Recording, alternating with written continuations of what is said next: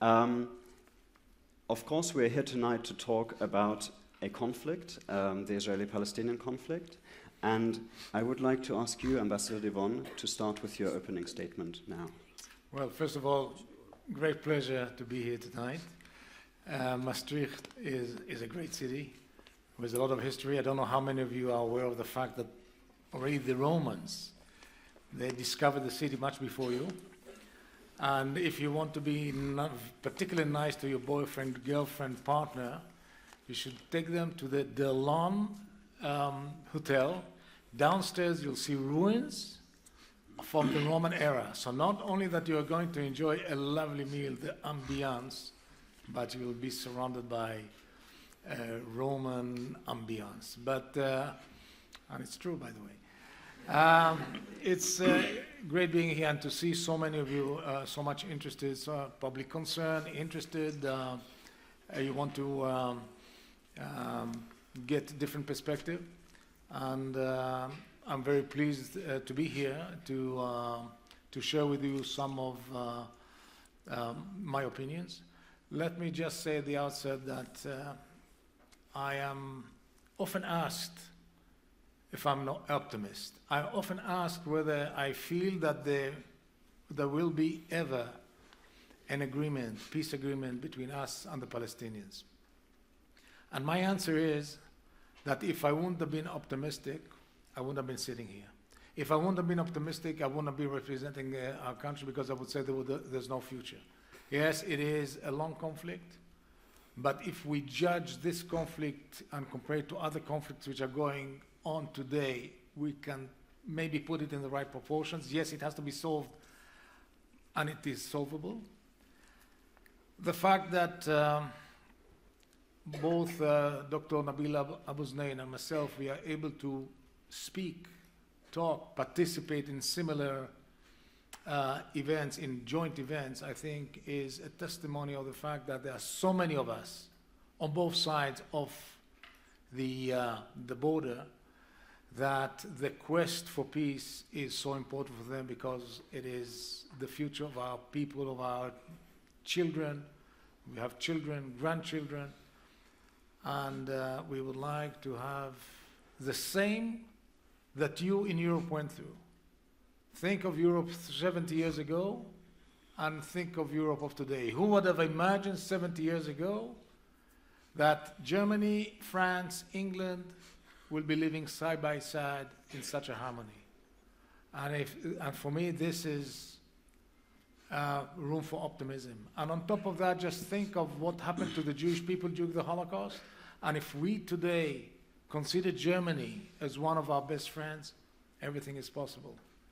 Just to sit down, talk, to believe that it is possible, and to take it for their own. But I wish you, first of all, much success in your studies. Those of you who are going to be lawyers, I never practiced once, and I never looked back, but each one make your own decision. But also other subjects are nice. Those of you who opt to be diplomats, great ride. So thank you so much for being here, and we'll hear more from you and from me in the course of this evening. Thanks.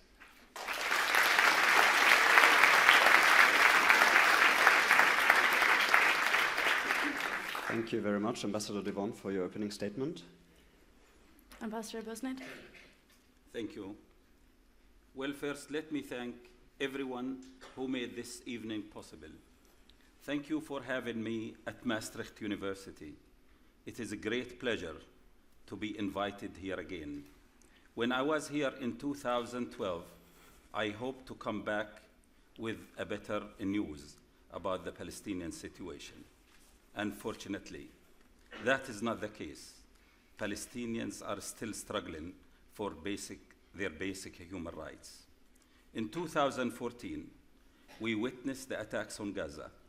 According to the United Nations, over 2,300 were killed, most of whom were civilians.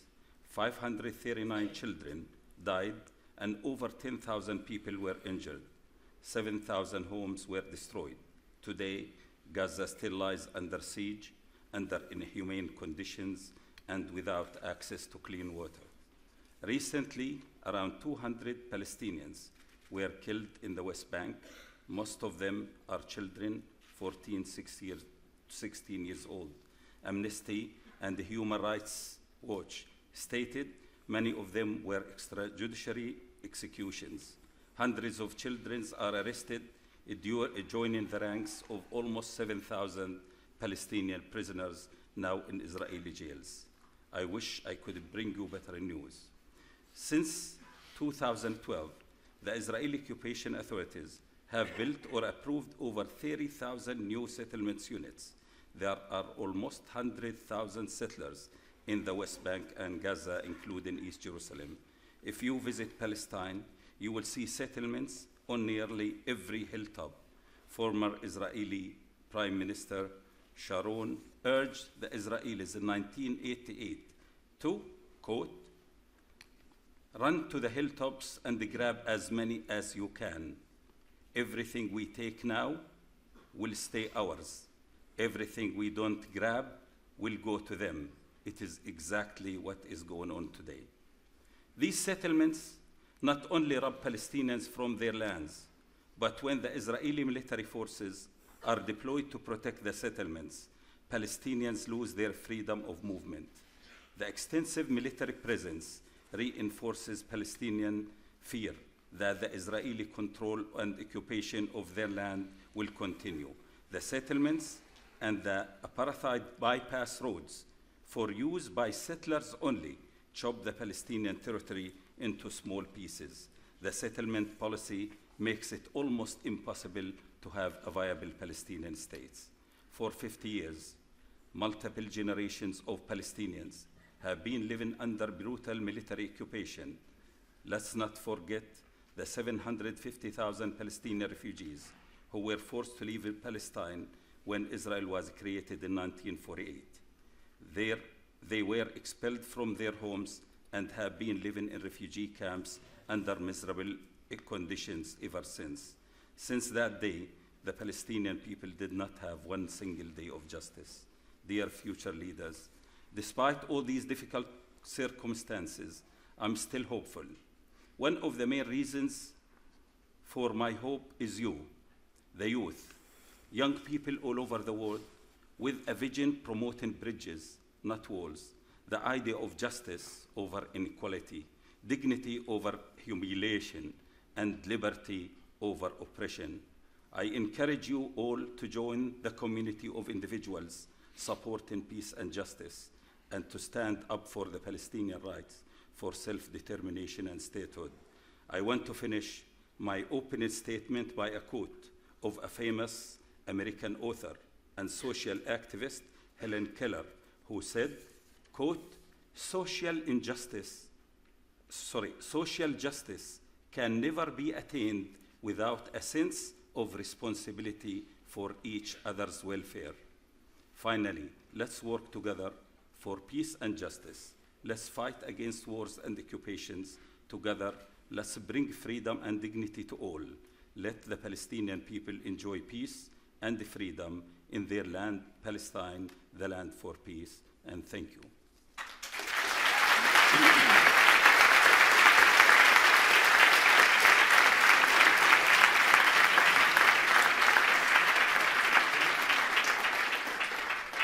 Thank you, Ambassador, for your opening statement. Without any further delay, we're going to jump into the questions. We are all here to discuss the conflict. My first question is for you, Ambassador Devon. We know the Israeli-Palestinian conflict has been enduring for numerous decades. What, in your opinion, is the reason for the persistence of this? I know earlier you said that both sides should be getting ready to sit down and talk, and that needs to happen, but when they do sit down to talk, what concessions do you see that have been made from the Israeli side to remove this roadblock? First of all, I want to relate to some of the comments made by Dr. Nabil Abu-Zunayd. Wow, what a list. I mean, already dwelled into the subject matters. Well, first of all, let me just tell you that we Israelis, we don't get up in the morning and say, well, what can we do today in order to annoy the rest of the world? Believe me, like you, I was a student. I didn't want to do my military service. But imagine if I wouldn't have done my military service, there wouldn't have been an Israeli ambassador over here. Because See what's happening in our region. If you're not strong, you're out of the game. Let me bring you back to 1948. What happened in 1947? Partition resolution of the UN Security Council, Palestinian state and a Jewish state, right? So we are marking today our 68th anniversary. Why the Palestinians are not marking the 68th anniversary? Because there was a massive invasion of 7, not one army, 7 armies, because they were sure that 650,000 Jews living there will be wiped up in a minute. And they didn't do it in order to establish a Palestinian state. They could have, because after the war of 1948, there was West Bank, Gaza, Gaza. Why there was no Palestinian state? Because the notion and the reason is that they didn't accept the presence of a Jewish state in the region, and this is one of the problems. And if that will change, things will change. So that's number one.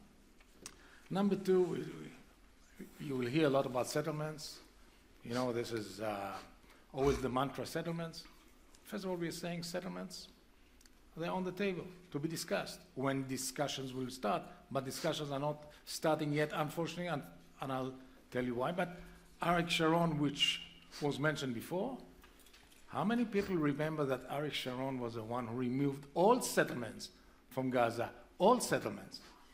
And one would have thought and expected and hoped that Gaza would be the first one to build, you know, after we are out, to build Gaza Strip. What was the answer? The answer was not peace, but barrage of missiles until recently. So it is not that suddenly there was a war and suddenly there were attacks. There's unfortunate many still that do not accept the presence, the existence of the Jewish state. So it's not a question of borders, it's not a question of settlements, because all of those we would like to solve. They're all on the table. The thing to do, and the only thing to do, is to sit down and talk. There's nothing else. No one will be able to squeeze the arm of anyone if we do not work out the differences. And there are differences. You've heard, there are differences. But all the differences are differences that we worked out. But you have to sit down and talk. And you can say everything that you want about Prime Minister Netanyahu. He is the one that is saying, let's meet. You are 20 minutes away. Let's meet here, Ramallah, etc. And instead, we hear all those arguments, all those excuses. Sit down and talk, and then we'll call who's a spade a spade. But when Mahmoud Abbas feels that maybe the international community will put the pressure on Israel, will squeeze its arm, and will bring us to do whatever we have to without negotiation, it won't work. And you see that it doesn't work, and it's a pity. So we don't want to see this conflict going on. It is a solvable conflict. The roadmap that was, it was either Clinton or others that was on the table, the roadmap for peace is pretty clear. But you have to sit down and talk. And if you don't talk, no pressure will work out. And I think this is the main obstacle right now. Thank you, Ambassador. You're welcome. I just want to get Ambassador Abusnaid to reply to some of the issues that you've mentioned. Ambassador Abusnaid, we've heard Ambassador Devon mention Gaza. There's obviously a security issue that's prevalent from the Israeli perspective. Could you comment on what the Palestinians are doing in an effort to address this issue? And also, could you elaborate on what you feel concessions with regard to settlements could be made to offset this? Well, first of all, let me have one comment about what Ambassador Devon has said. It is President Abbas who is pressuring Europe, asking them to take decisions against Israel or a policy to pressure Israel. I want to tell you tonight, it is the Israeli policy on settlements and oppression brought it on themselves. It is the international community are fed up with the Israeli behavior. It is not the Palestinians who told Netherlands, oh please, or Mahmoud Abbas, they listened to him or to us to impose this policy. I think the Israeli actions, the policy that Israel is not listening all these years on the policy of settlements. If you single to me tonight, one country in the world saying anything except it's illegal, these settlements, it's obstacle to peace, it's really taking the lands of the Palestinians away. tell me single country accept this policy. This is what brought these issues against Israel. I think it's time for Israel to listen to their friends, especially some ones like the Netherlands, which the true friends. Netherlands stood with Israel in 1967 war. And when the relationship was cut between the Soviet Union at that time and Israel, Netherlands took the responsibility to take care of the Israeli intersection in their embassy in Moscow, where thousands of immigrants came to Israel. In 1973, the weapons coming from the United States, they were stopped in Netherlands, then transferred to Israel. That's why the oil embargo. Would this country do that to Israel, except they are fed up and they are telling you, stop your settlements, we are ready for labeling. It is our right to tell the people, the consumer, these goods are coming here from stolen lands, from the poor Palestinians, and it is the right of the people to know. We are not talking about Israel. We respect the Israeli right to exist and to live in secure borders. We are against your policy of occupation, and that's why the Netherlands is against this. And I used earlier this expression, friends, they don't let their friends drive when they are drunk. Netherlands is telling you, because you are going beyond everything in your policy, my dear friend, Ambassador. On the issue of Gaza. Gaza is isolated in all these years. Gaza is under siege. Who really prevented us from contacting Gaza? And it's true, there is an issue and rackets between Gaza and Israel. We really don't want to see violence, but could we imagine what happened 2 years ago, where 2,300 Palestinians were killed, with even, I am sorry, for one Israeli to be killed. It is wrong, we should stop it. We should stop this policy of oppression. We don't want Palestinians to die, neither Israelis. We say it loudly. Stop this policy of occupation. If you live under occupation like me, you have to go through checkpoints every day. This is the issue of occupation. We hate no Israelis. We hate no Jew. We hate this occupation, and we expect all of people believe in freedom and dignity for others to support us in this struggle against occupation. Thank you, Ambassador Busnett.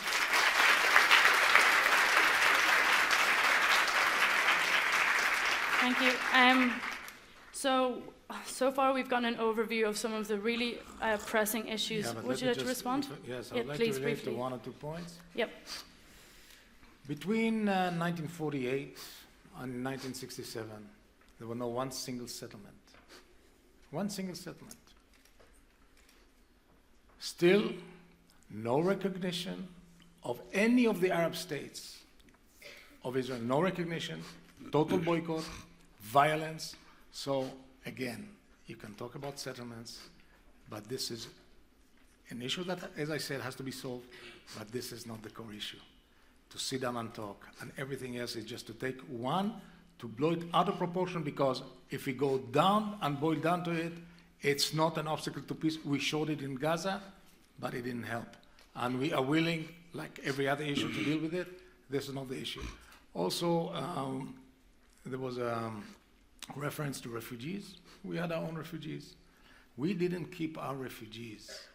We didn't keep our refugees for 67 years to rot in camps just to make a point and to gain some points on the PR front. We didn't do that. You know how many refugees have been there since First World War?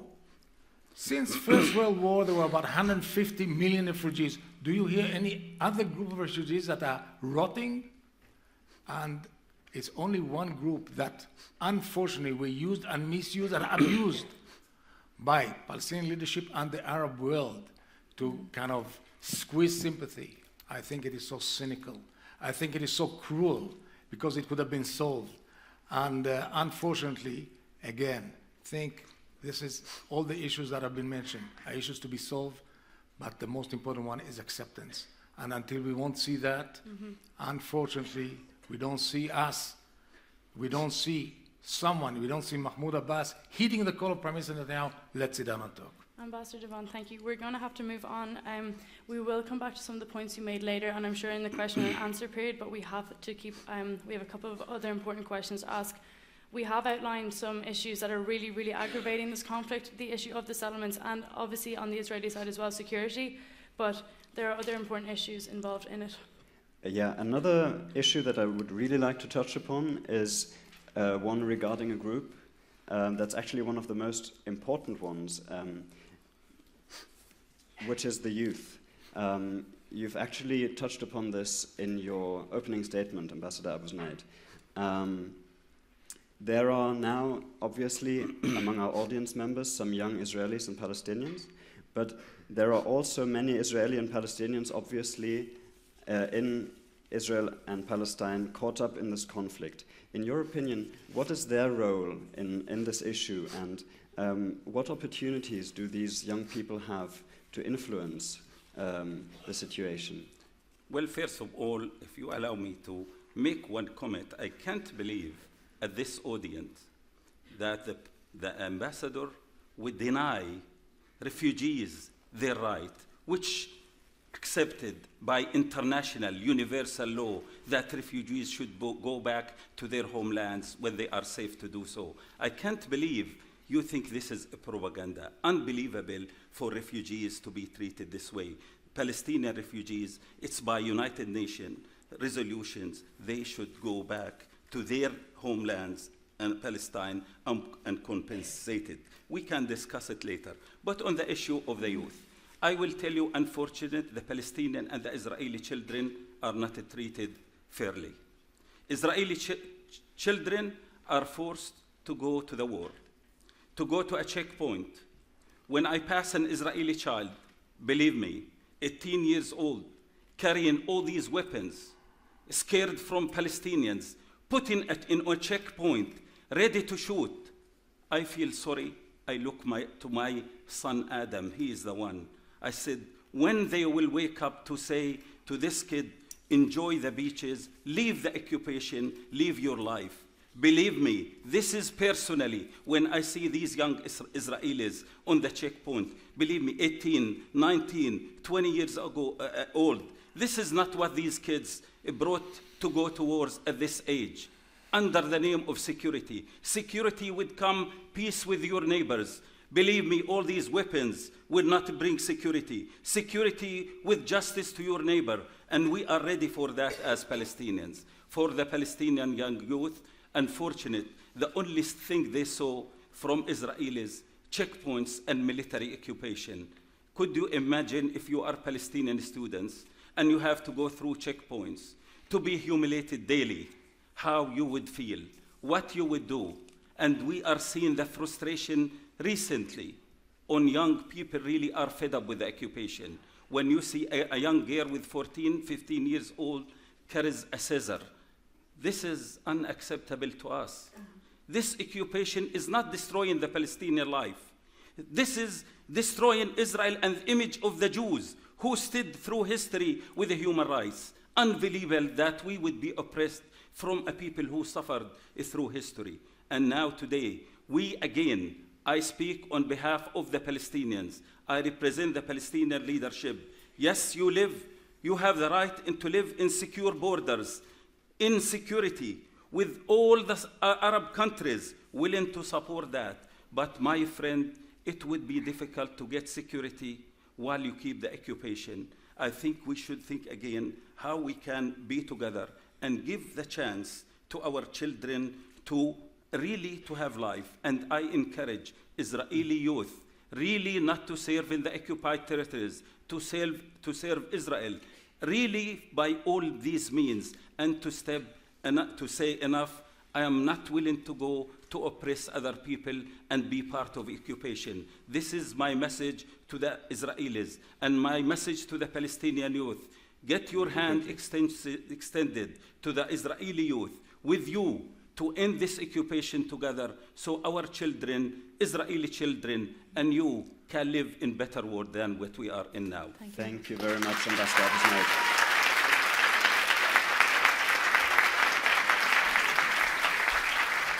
Thank you very much.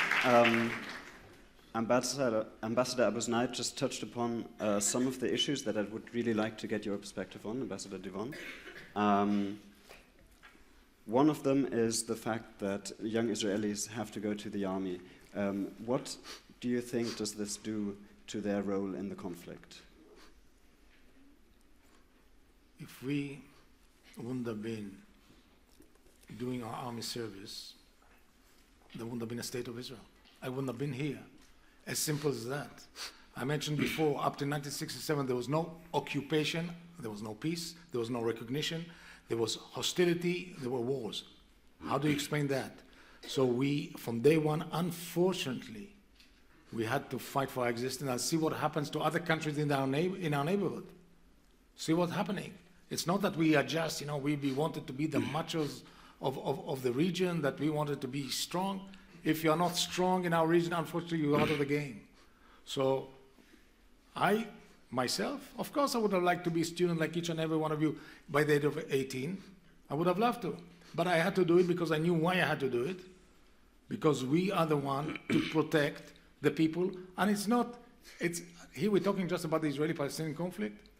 There are many other threats that we are facing, that when the Israelis are waking up in the morning, has to think all the way from Iran, Hezbollah with 150,000 missiles that they promised to launch against Israel, Syria. Remember, the OPCW that was able to remove 90% of the chemical substance in Syria? Who was it aimed against? Not against their own people that it was used eventually. It was aimed against us. So just look at the level of threat that we are facing. So, of course, unfortunately, we had to do our military service, and we understand why, and we continue to do it as far as there is a level of threat. And let me just go back to oppression, etc. Up to 2000, there was no one single roadblock. There was no fence, nothing. Open. Israelis used to go and buy in the market of Gaza, and the Palestinians used to work freely in Israel until the suicide bombers in every corner started, all the way from school buses, schools, kindergartens, restaurants, etc. You have to take measures. Sorry, you have to take measures. Today, when you are flying, let's say, to the United States, it is not very comfortable to go what you have to go through in every airport of the United States, for example. Think of the fact that many of them, either brainwashed or whatever, they are willing to lose their life, to blow themselves up, and being afterwards glorified as martyrs. This culture of glorifying the suicide bombers, killing, this is one of the problems that we are facing. That has to be changed. If it won't be changed, how can you see peace? So the army, we had to. It's not because we would like to, but if we wouldn't have had a strong army, we wouldn't have been there. This is our shield, and unfortunately, in this crazy neighborhood, and it's crazy neighborhood, you have to have a strong army, otherwise you're out of the game. I wish the day that we're going to sign an agreement, and I'm still optimistic in spite of everything that is happening. I still believe in peace. That 1.4 Israeli Arabs, 1.4 million Israeli Arabs living in Israel in coexistence. It's possible. It's not that we don't know them. It's not that we, right away, you see an Arab or Palestinian we're in conflict. We know how to live with one another. We did it. It's a matter of sitting down, talking, trying to solve the problem. And this is exactly what I want to follow. Yes, thank you very much. I need to comment on that.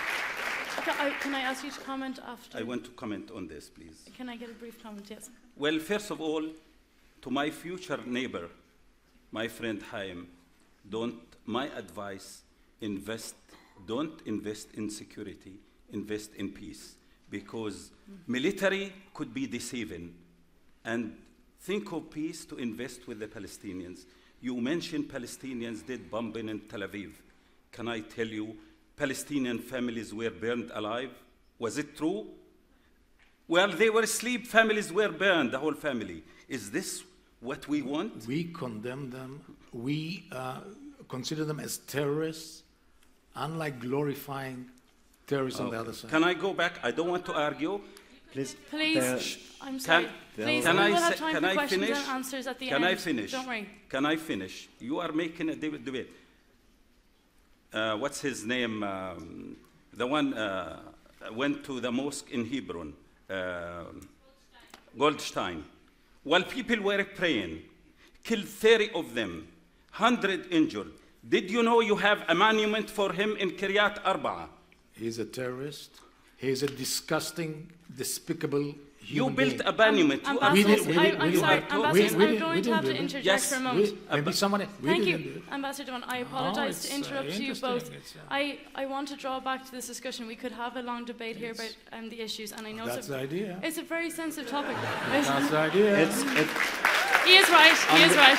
On the other hand, it's also the idea to have some time left for our audience We questions. want some time. But also, What time breakfast is being served? I have all the Thank time you in the very world. much.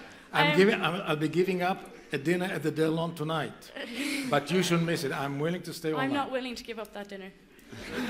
No, I'm joking. But we, sorry, some light comic relief just in the middle. We are also here to actually kind of move forward with some of what we're thinking about, where I think we're starting to discuss a lot of issues that I think is clear to everyone now. What are some of the most important issues that are causing such a backlog on this conflict? So in light of that, one of the most prominent proposals that has been on the table in recent times has been the two-state solution.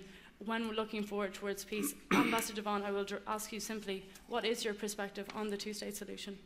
Very hopeful. I'm very hopeful, and I want it to happen. And in order to make it happen, sit down and talk. This is it. Nothing else.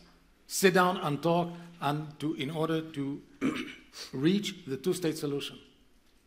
Sit down and talk. By either arguing or accusing or counter-accusing, etc. We have a whole list. It won't advance the goal that we all believe in. Because two-state solution means peace.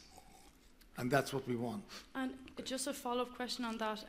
Recently in the media, Prime Minister Benjamin Netanyahu has been seen to have contradictory perceptions on if he thinks it is the right time for a two-state solution. Do you think he would be ready to sit down and talk? He's all the time asking to sit down. He's the one, time and again, asking the president, the chairman of the Palestinian Authority, Mahmoud Abbas, let's meet and let's start talking. Why it's not happening? Why it's not happening when there are 20 minutes apart? He said, I'll go to Ramallah, let him come over, wherever. He wants to do it. He wants to do it. So why it's not happening? This is a question I will allow Ambassador Well, President to I address. think it is fair to talk about the solution, because we talked about conflict. We have some options. First of all, this conflict cannot continue. No military solution. It was created by human beings. It should end by human beings. We have options. First of all of us, Jews, Christians, Muslims, black, white, green, anything, we have the idea of one-state solution, that all of us could live equally under one law and under one constitution. This is, we think, a perfect, ideal solution, the one-state solution. The Israelis say, you are taken away from the our Jewish state. We say, fine. If one state is not the idea, let's have two states. The two states, what we are proposing, the Palestinian state is only 22% of the historical Palestine, which he says, His Excellency, that we refuse 45. Today, the proposed Palestinian state is only 22% of Palestine. I'm originally from Haifa. I am a refugee. My parents living under occupation in Hebron, willing to work on that deal to have a Palestinian state on the 22% of Palestine, willing to accept a demilitarized state so we'll not threaten anyone, willing to accept the borders to be guarded by Netherlands, NATO, or any country. We are showing good faith when we accept 22% of the historical Palestine. We are giving you the security you need. We don't want army, and also will accept international power on the border. The third option we have, to continue the status quo, which my friend, I think Netanyahu never want to stop settlements. He never said a time will he accept a Palestinian state. He has the three no's, which remind me with the Arab position in Khartoum in 67, no negotiations, no peace, no recognition. This is what he is saying. Yes to the continuing occupation, the settlements, This is what he wants. You want to keep the status quo of occupation. The occupation has no long life. The apartheid will not work. Even for the Jews themselves, this will not be acceptable. Move to the two-state solution seriously. You can't convince me you want two-state solution and you did not leave any in the West Bank for the state. You grab every land, go to the West Bank and see what is going there. And you tell me you are sincere, you want the two-state solution, you want to talk, Mr. Netanyahu wants to talk, wants a process, no peace, no two-state solution. Ambassador Devon, I would like to get, thank you. Such a long list of arguments in order to explain why we are not sitting. I'm saying all the issues, all the points which you have raised, they are the ones that should be discussed and hopefully solved, and it's not happening. And again, it's not happening, and I will continue repeating this very basic notion. It's to sit down and talk, and it's Prime Minister Netanyahu that is asking Abu Mazen, let's sit down and talk. I can give you many reasons why we feel, why Mahmoud Abbas doesn't want to sit down at this point of view on time. But these are the facts. These are the facts. This is reality, unfortunately. Ambassador Abu-Zeid has outlined several concessions that the Palestinian side are willing to make in the realization of this two-state solution. Do you have any explicit or specific concessions that will be made on the Israeli side? Of course, negotiations is give and take. You have to sit down, give and take, but you have to sit down. What's the point of talking about that? You have to sit down. And then someone will say, it's acceptable, unacceptable, etc. But you see, this is kind of exercising futility, because you have to sit down, raise all. Of course, when we talk about painful decisions, painful concessions on both sides, yes, we already, because we know negotiations is give and take. But it would be great to continue meeting all of you here tomorrow, the day after, etc. And it's enriching the students' life. The bottom line is to sit down and to talk, and it's not happening, and not because of us. It's not happening. Okay. I think you're going to move on, Jakob. We're pressed for time. I do not want to stay here until breakfast tomorrow, so I'd like to take this to the question and answer session. We've had a lot of contentious issues so far, so I'm sure there will be a lot of questions. Hold on. Just save your arms. Save your arms. Can I take over? Yes, please. Okay. So I just want to give a little bit of a reminder about the purpose of the event. I know that you're extremely engaged because I can sense it a lot. We are looking forward to constructive solutions and things that add value. Also, we've actually cut out a lot of questions from our time to give you the opportunity to ask more questions. But I want you to think about your peers when you ask your question. Please keep it short, concise, to the point. You will be doing everyone a favor. We want to get as many questions as possible. Furthermore, you see some hosts walking around with mics. We are going to direct them to you, so you don't need to call out to us. We will point and acknowledge you. When you do get the mic, also be nice to them, because this is a logistical nightmare getting a microphone to you, so just say thank you. When you stand up, please introduce yourself. We're all friends here. And please tell us who you would like to direct your question to. So can I see a show of hands and we can start? Okay, this girl in the middle, I remember seeing your hand earlier on. Please introduce yourself and say who you'd like to ask the question to. Okay, my name is Tal and my question is for Dr. Abu-Zeid. You said that you respect the right of Israel to exist, but this remark does not represent all Palestinians. After Israel evacuated all of the Israelis from Gaza and gave the land to the Palestinians, who did they elect? They democratically elected Hamas, which is an organization that calls to annihilate all of the Jewish people, the Jewish state, and refuses to acknowledge the state of Israel ever. So what kind of a message does this give about the willingness of the Palestinians to actually live and coexist in a two-state solution? Well, thank you for the question. I hope you are looking for an answer. Okay. Well, first of all, the Palestinians recognized Israel, and Israel recognized the Palestinian 3 days before Oslo Agreement. The late Rabin recognized the PLO is the sole legitimate representative of the Palestinian people, and the PLO recognized the right of the state of Israel to exist. This recognition, it is from the leadership of the Palestinians, because the PLO does not represent just people in Ramallah or Gaza, it represents the refugees and everyone.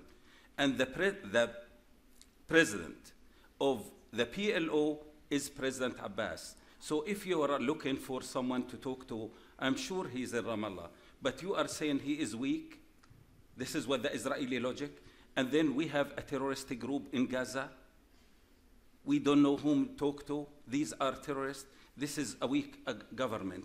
The issue, you don't want to, the Israeli policy really, in my view, don't want really to talk, to continue the benefit of the occupation, 3.4 billion a year taken from the Palestinians. Cheap labor, I know we have nowhere to go but to work in Israel. If you read the news, Haaretz last week wrote an article that the Palestinians, when they go to Israel, they spend 6 hours on the checkpoint. The companies in Israel really were outraged. They said, because when they come, they are so tired. They go 2 in the morning to the checkpoints. On the issue of Gaza, the Israeli left Gaza, but really did not, because Gaza is under siege. Till today, do you hear daily when the Palestinians trying to fish in Gaza, they are shot at them and killed? I was with the ambassador, went to Gaza and the border, and I felt, also people in the kibbutz there, they were not happy. My answer to them, please find a way to make your neighbor happy, so you will be happy. As long as a neighbor is not happy, not feeling right, you can't reach that. So the situation, I'm a secular. I have no problem with any religion and any issue. I hate when religion is used by any group, even Zionism to use Judaism to achieve their objectives, or any group to use religion to achieve their objective. But the issue, we are the Palestinians, divided like any group you have in Netherlands or any country you are. In Israel, you have the peace camp.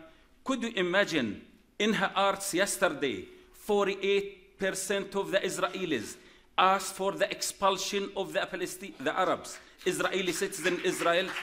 Even they are citizens. 48%, because who talks about incitement? This is the policy of the Israeli government. Their own citizens, the Arabs, 48%. This is Israeli documents saying they should be expelled. We have Palestinians really don't recognize Israel. I'm not in favor with Hamas, but let me ask you, can I ask Mr. Devon now, where are the border Israel you want me to recognize? As states, they should declare their borders. Can I know from him if he says Israel borders are 67 with 2 hands and everyone, not us, the Arabs, 57 Arabs and Islamic states willing to recognize and normalize relations with Israel. But if he tells me Hebron, the settlements are part of Israel, how do you want me to recognize my oppressor? And when we talked, this is the difference, the last comment between us and Hamas. We lost 600% of our land. Hamas is telling us, we told you so, you are insane, you should listen, occupation cannot volunteers to leave. Thank you, Ambassador. Would you like to address that, or are you happy to move on? Would you would you like to take a question? Of course. First of all, I'm pleased. I'm sorry that I don't read the Palestinian newspapers as much as you read the Haaretz. Haaretz has a line that is not the government. I'm very proud of the fact that we have very open, diverse media, and you'll hear and you read about all thoughts. I mean, this is the democracy that I'm so proud of. But again, you set preconditions. And I said, let's forget about preconditions and let's sit down and talk. And you'll hear about it again, I think, till the breakfast or whatever. There's no, we can argue, we can come with counter arguments.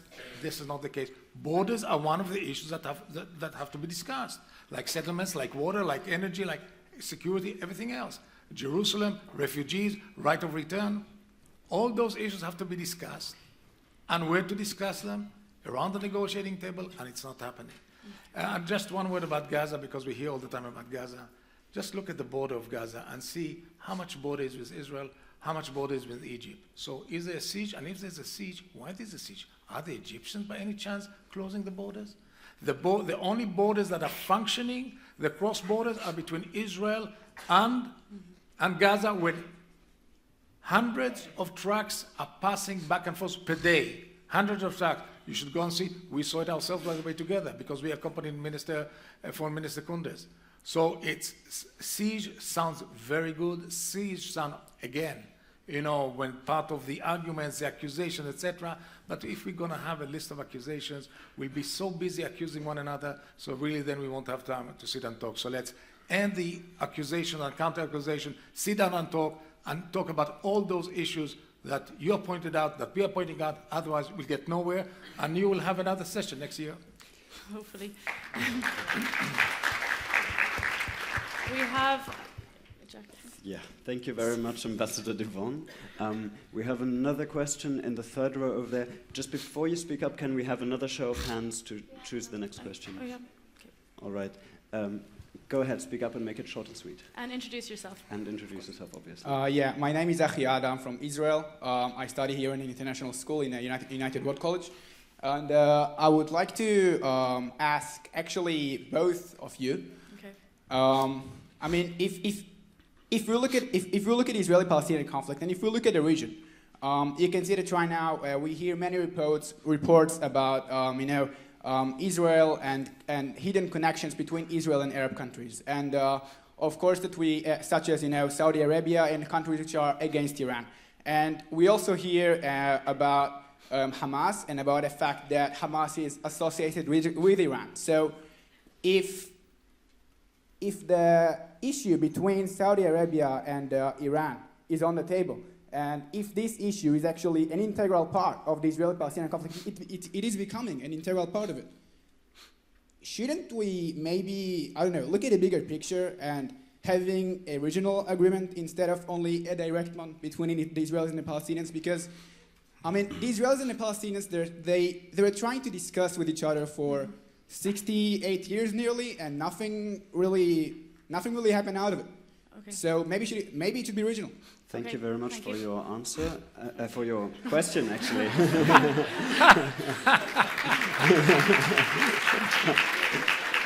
Not yet. You have to try it out.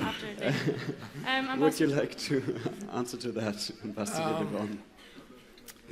Yeah, things are changing in the region dramatically, and suddenly we see quiet alliances that we never fathomed before, even if the rhetoric is totally different. By the way, even us and the Palestinians, you see the rhetoric, wow, you think we are fighting every morning. The level of cooperation, even on security level, is pretty tight, because for the interests of the two countries. But of course it's not enough. I don't think we should tie it now to a regional agreement, because look, just if you heard today, Obama said today, I wish Iran and Saudi Arabia will have peace, and that will be a long shot. It might happen. So let's take it one at a time. There are different conflicts. You cannot tie it to Syria because it's a different thing. You cannot tie it to Yemen. You cannot tie it to Libya. And so the situation, what could be done, that after all, in spite of everything heard, there is kind of a relatively lines of stability and sanity in the region, and it's Israel and the PA. Let us start over there. Let us start over there and move ahead seriously and sincerely. If it won't work, then you'll know who to blame. But we have to start the process. To tie it with other very complicated conflicts, wars, I think won't work. Unfortunately, won't work. I mean, it's terrible, but it won't work. Thank you very much, Ambassador Devon. Well, I think just one comment about, you said Palestine and Israel is 68 years, they did not reach anything. Could you imagine when the Palestinians, who are the victims, who are asking for their freedoms, are the one who doesn't want to talk? Do you think the victim who does not want to end the occupation, even His Excellency is talking. We talked enough. Since Oslo, We lost 600% of the land because we are talking. Go and check the documents. We really are talking the issue of the Israelis government. And like I say today, if Rabin was not assassinated, today we are living in peace. I think this man was a hero of peace. Who killed him? Some right wing in Israel who oppose peace. In every society, to the question, some groups don't oppose peace. Why they killed Rabin? Because they thought he is making peace with the Palestinians. Rabin, because he fought for Israel and knows what peace to the Israelis mean. And the great leaders who can move their people from where they are to where they have not been. And to be honest with you, if you want, when I'm really giving up on issues like this, I read Rabin's speech when he said to the Palestinians, let's live neighbors, enough bloodshed. Do you know what's my difficult moments? When I'm at a cemetery, burying a soldier and looking at the eyes of his family, or calling a family to tell them, I lost your son. But that man bravely went, shook his Arafat hand like this shaken, and that's why enemies make peace. He decided to make peace, and that's why he was killed by Israel right wing, which today enjoying the occupation. Ambassador Abu Znaid, excuse me, do you have anything to add on regional ramification of this, or any type of regional solutions that you see or not see happening? I think the Palestinian-Israeli should be used in a positive way to play a role. First of all, for Israel to be part of the Middle East, I think the Palestinians are the bridge they have to have peace with, and if they want to cross to the region in a very nice way and acceptable way. This is what they have to do with the Palestinians. Second, I think we could show that a conflict could end and Palestinian and Israelis reach peace, because the Arab Initiative also saying, this is example, if Israel leaves the occupied territories in 1967, 57 Arab and Islamic states willing to recognize and normalize relations with Israel, which means if Israel leaves the occupied territories, give up their appetite to the occupation and the land in the West Bank and Gaza, they would have 57 Israeli flags raised on Arab and Islamic capital. I think this is an opportunity Israel has to grab and to give image that even the difficult conflict they talk, like young Israeli says, for 68 years, we cannot end it. Yes, conflict should be ended, and this is the message we should tell the others. Thank you very much. That is now an actual answer. Thank you. Now we have a question over here to the left. Hello, my name is Brian Maggots. I'm a photographer and a student. Okay. And I recently was 3 weeks in the West Bank to capture the life of the Palestinians. And for example, I stayed 4 days in Ida camp, Bethlehem. And my question is to Ambassador Mr. Divon. You marked 1948 as a year of celebration. And on the other side, 1948 marks the year where the refugee camp was founded because people were expelled from their villages. And people live 30 meters away from a wall which is illegal according to international law. And how can do you think it's reasonable to expect of people who live in these circumstances, which land has been taken and live next to a wall which is, again, illegal according to international law, to set the first steps for peace?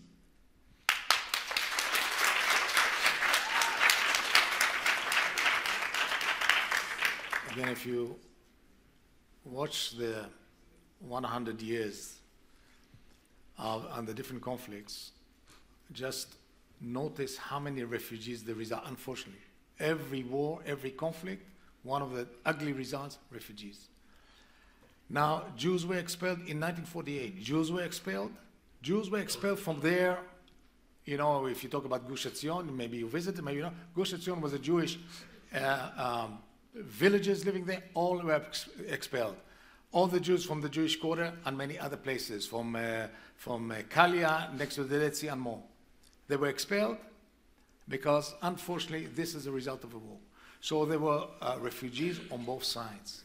we in addition also had to absorb refugees that had to flee many of the Arab countries, not to mention those who had to survivors of the Second World War, now of the Holocaust. Now we didn't keep them in refugee camps because we knew that this is it. It's a tragedy and it has to be addressed. And therefore, we have to work together, work hard in order to rehabilitate them. Unfortunately, it could have happened on the other side, and it didn't. Now, a wall. One day we just decided, let's put a wall. Just one day like that, let's put a wall. The only thing that brought down, after the Second Intifada, the suicide bombers, which killed innocent people. There was a Dutch family, with seven family members, who were in a coffee shop in center of Jerusalem. They were all blown to pieces because of a suicide bomber. When there was no checkpoints, there was no wall. At the end, we didn't have any other choice. And when it comes to security at the end comes first. Yes, it's ugly, it's inconvenient, but it can be removed. And it can be removed, and we hope it will be removed. So put it in the right context. Put it in the right context. We had the similar number of refugees, but we didn't keep them out there.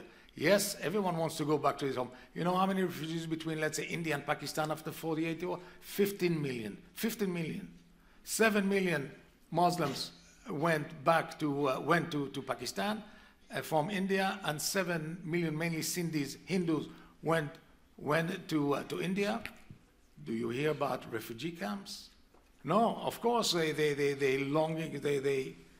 lost their mother country, but they started a new life.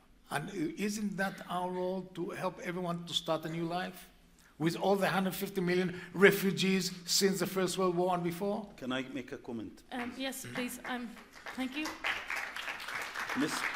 Excellency, Mr. Devon, I don't know how you say about all the Jews in the world. They have the right to go back to Israel. And the law of return in Israel, if you have a Jewish mother, you have the right to do that. Mm-hmm. But no Palestinian have the right even to walk in his land. I think this is unacceptable. Can I tell you how many Palestinians are allowed to go? But if my mother is Jew, I could go there tomorrow, being in a settlement in my land. Am I in a lesser mother than you? I think we should be equal, and you should not deny refugees' right to go back to their homelands. You should not deny what the young man saw at Aida refugee camp in the Palestinians. Yes, we were in difficult positions. We were drawn in a conflict. We suffered both sides, but we should make a better future for our children. You keep talking about the past. What happened in the past? I challenge you for a better future. My hands with you for our children, not keep talking about in the past, we did not. You're talking about the past.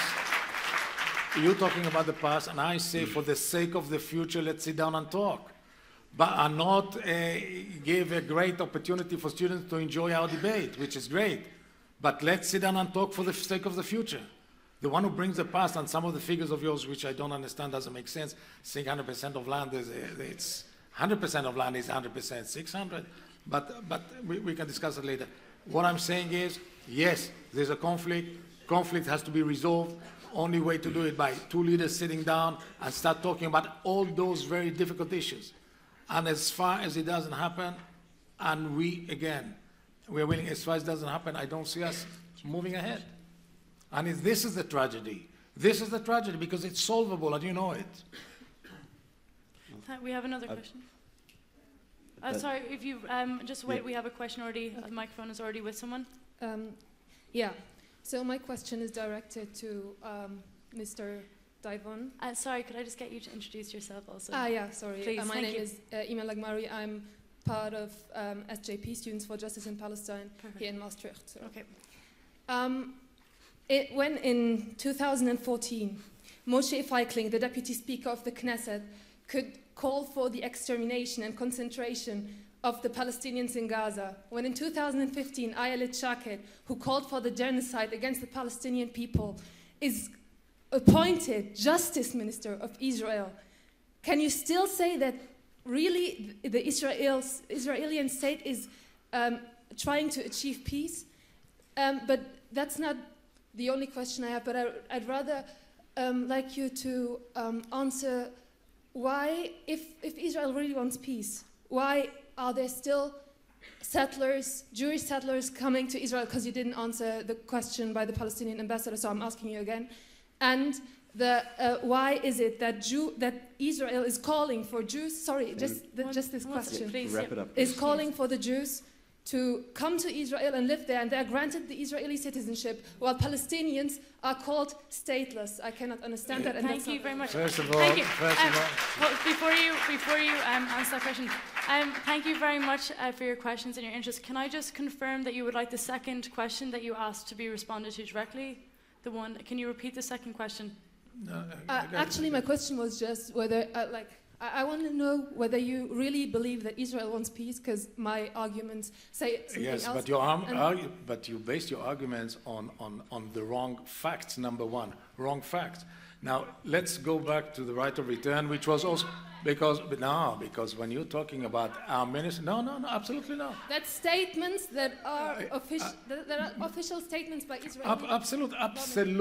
Absolutely not. And let me tell you again that the 1.4 million Israeli Arabs living in Israel have better rights, human rights, conditions, freedom than any of the neighboring countries. Any of the neighboring countries. So just bear that in mind. I know it's very difficult to listen to this argument, but these are the facts. These are the facts. You see the doctors, you see the MPs, you see the lawyers, you see the students. In many places, students in universities, much more than their percentage in the population, and we are very happy about that.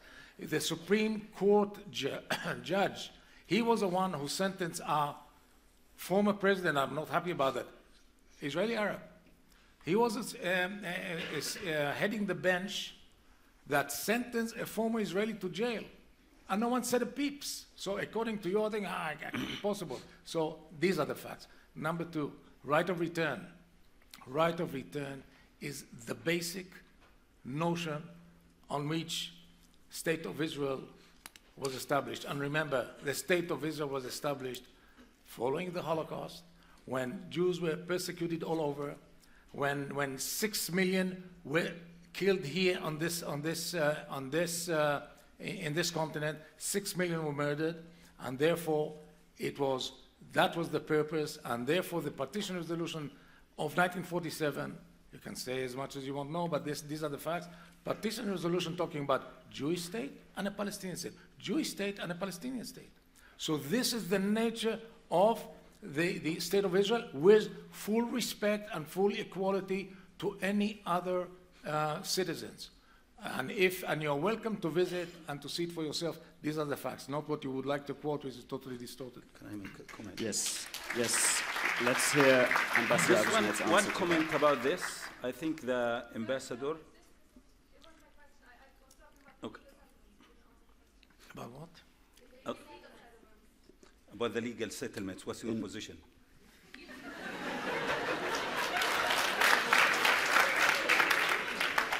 Ambassador Abusnait joined the panel. I'm saying what the question. Welcome to the panel. No, it is fair. Thank you. It is fair. We would like that question to be answered. Thank you. The settlements, which everyone loves to repeat, they are, because again, I mentioned before, there were no 1 second settlements up to 1967. Still, there was no peace, no recognition. So it is a question of what is actually the real issue, and the real issue is acceptance. Again, acceptance. Now, any settlements are an issue which will be discussed once we sit down, and we know there are already formulas that also Ambassador Abusnait knows. Some of the formulas that we're talking about that were negotiated by Clinton, by others, which most probably will be part of the final agreement that we hopefully going to have, but repeating the argument while not moving ahead, it's useless. This is not the purpose. Yeah, we can talk about incitement, we can talk about borders, we can talk about security, we can talk about water. This is one of the issues which will be discussed, and this is not the most important one. It is solvable. It is not the most complicated one. Ambassador Devon, I think we've heard this now. Let's. Okay, I have really a comment on really a hurting issue which was mentioned, the Holocaust. It is painful, believe me, equally to me. It was done against humanity. It's the worst thing it could be done in the history. But in the same time, Excellency, Ambassador Devon, when you said, because it happened in the hearts of Europe here with you here, and then you justify the Palestinian expulsion because the law of return, because what happened. Nothing to do, it's two Okay, separate please. things. Nothing to do with one another. Because exactly. Nothing to do with one another. Please, No, this is Ambassador. totally Can I unacceptable. finish? This is totally This is unacceptable. exactly- Because you're touching a Let's very not sensitive one issue. at a time, please. This is exactly what you said, because of what happened by the Nazis here, the law of return at that time to go But to Israel. not on the expense of the Palestinians. Nothing to do with that. But what happened? Nothing to do with that.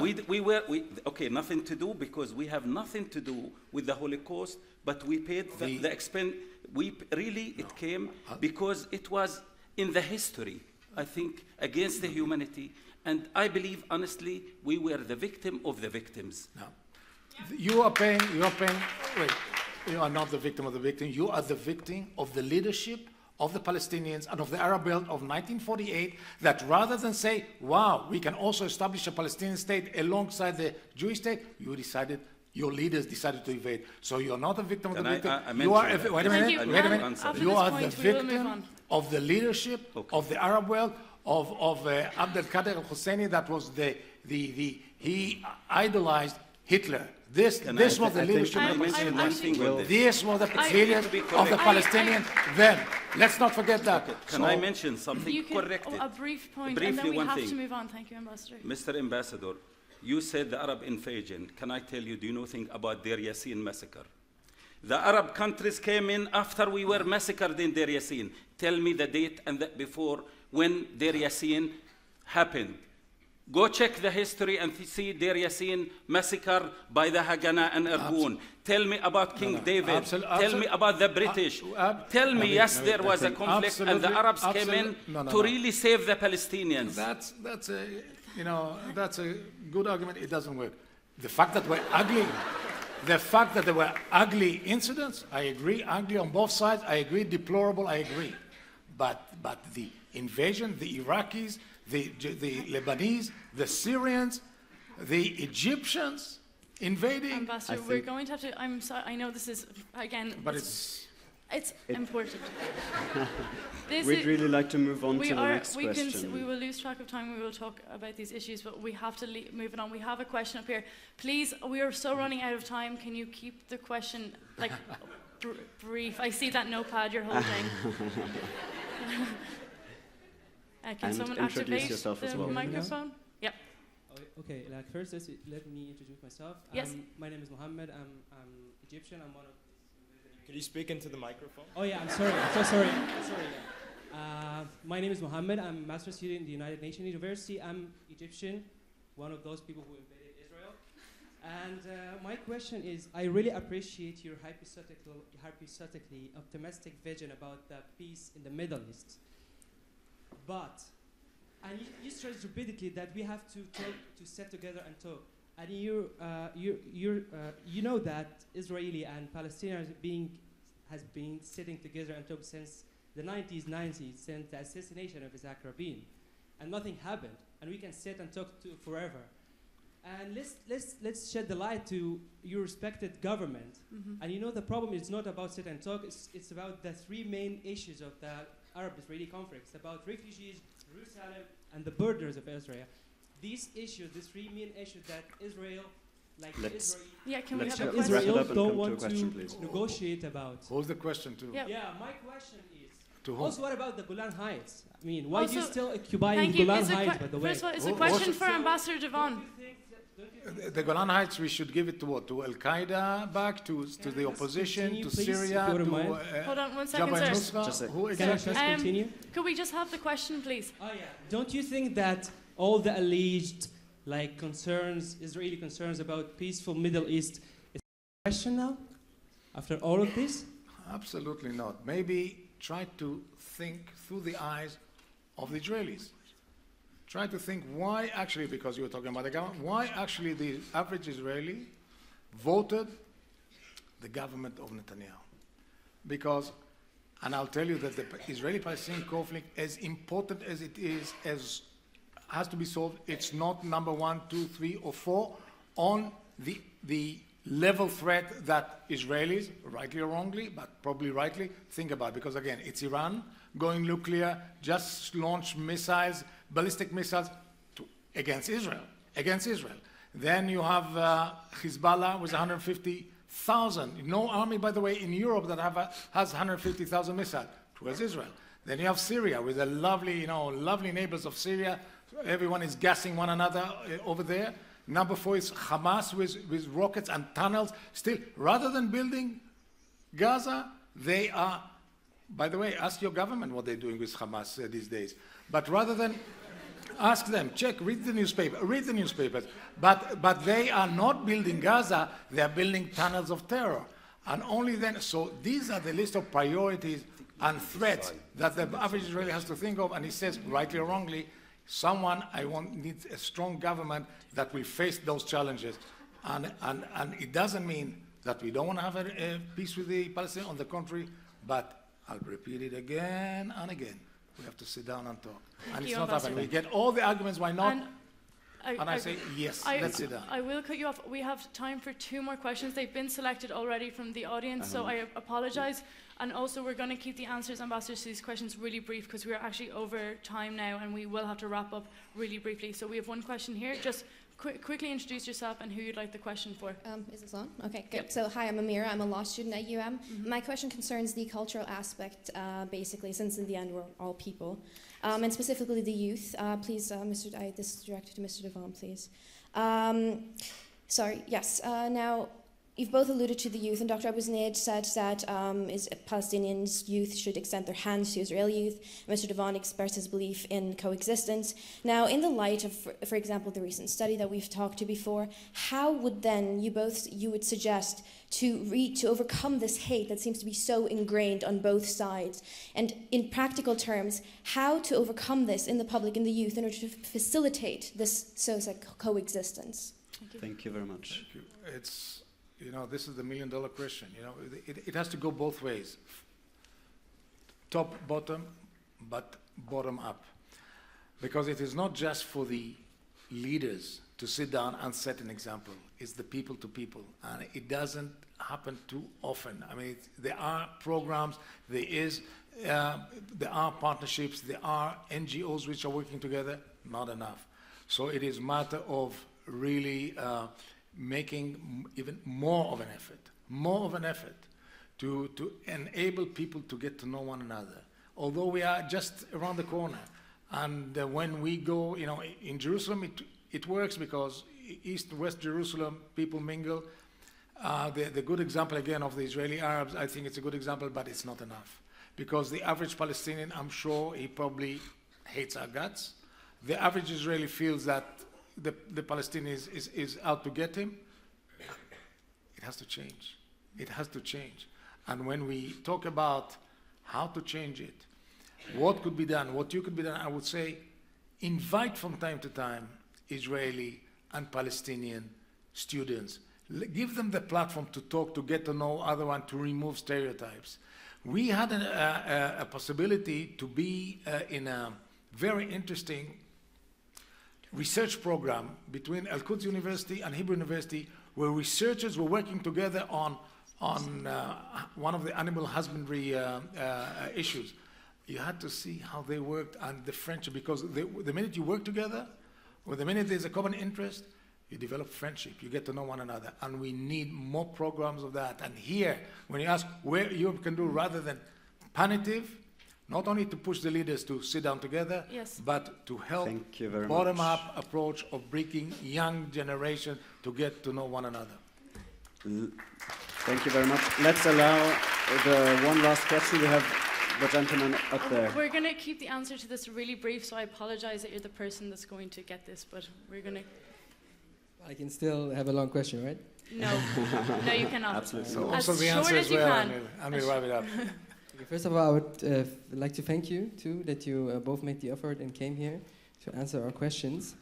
My name is Kasha, and I'm originally from Iran, and I have a question for Mr. Devon. I also would like to shed some light into the current government of Israel. You earlier mentioned that Mr. Netanyahu wakes up every morning fearing attacks from Hamas, from Mr. Rouhani, and a couple of years ago also he had to fear Mr. Assad. But at the same time, he's also willing to sit down, as you said earlier, and talk. And listening to you two, I observe a really interesting dynamic that I think really reflects the underlying problem. But let's imagine this one day will come very soon where Mr. Abbas and Mr. Netanyahu will sit down and talk. What will be specific demands of Mr. Netanyahu, if you would give some concrete demands? Thank you very much. Thank you. I don't know whether the term demands is the right thing, because when you talk, you have to create a degree of trust. You have to identify the issues which should be addressed. You have to slowly build up, and to start with demands, sounds to me a little bit harsh, but most probably there will be maybe demands about, let's say, assignment, for example. And there will be counter demands, but that's legitimate. When you sit down, any of those demands, when you sit down, are legitimate. But that's the reason you should sit down, because where else do you air them out? So there will be demands and counter demands, but the idea is if they're willing, if there is the will to sit down and talk, so then we all really have to pray and that it will bring us somewhere, because my next debate, or the debate after that I will have with Ambassador Abu-Zeid, I would like to talk to him about already the first round of talks that we were able to have, and not to have the complaints which all are valid, because it's very emotional. I mean, it's so emotional that look how it touches you. I watched the parliament here in the Netherlands, and I think that if there are demands in this context of sitting down, two very seasoned and experienced leaders talk about demand, talk about where we're going, how do we get there, etc., I believe that it will be a great Thank you very much. Thank you.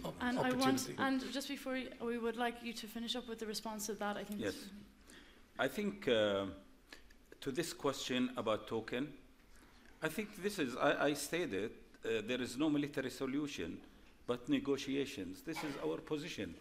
But also, when you see the Israeli government positions, it's not secret. Netanyahu is saying to leave the settlements and not to stop settlements. To leave all settlements should stay in the Palestinian state. Jerusalem, the undivided capital of Israel. Jordan Valley is under the Israeli control. We don't trust anyone. No to the Palestinian refugees. And then ask the victim, come and talk to me. At least the victim, we said, let's have a framework, principle. If you remember Bush, the father, when he had Madrid, under the principle of land for peace. Land for the Palestinians to enjoy dignity in a place they call their own, and peace for Israel. Mr. Netanyahu today is having the two. He is having the security in his way. He is having the land. What would force the oppressor to listen to the oppressed?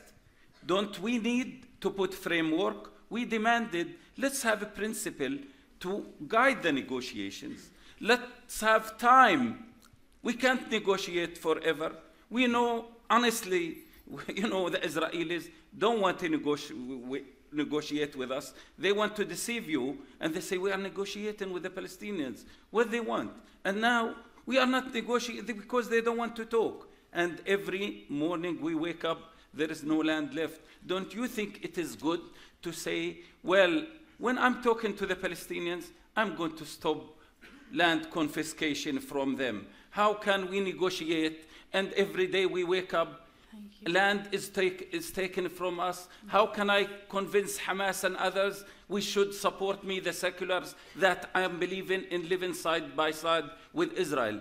I think this is a myth. I don't think the Israeli leadership willing to do that, and it's clear their position, it is clear everything, it's clear what they have really today with the international community. I'm afraid our time has run out.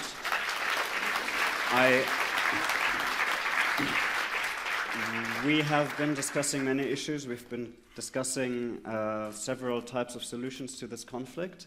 I hope you've taken away at least something from this debate. I want to sum up. I think what we're starting to realize from this debate is this is not an easy discussion to have.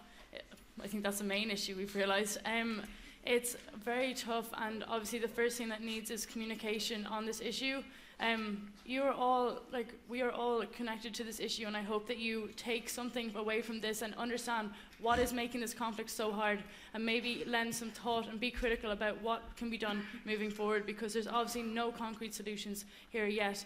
But for now, I have to extend another massive thank you to the two ambassadors. This is not an easy debate to have.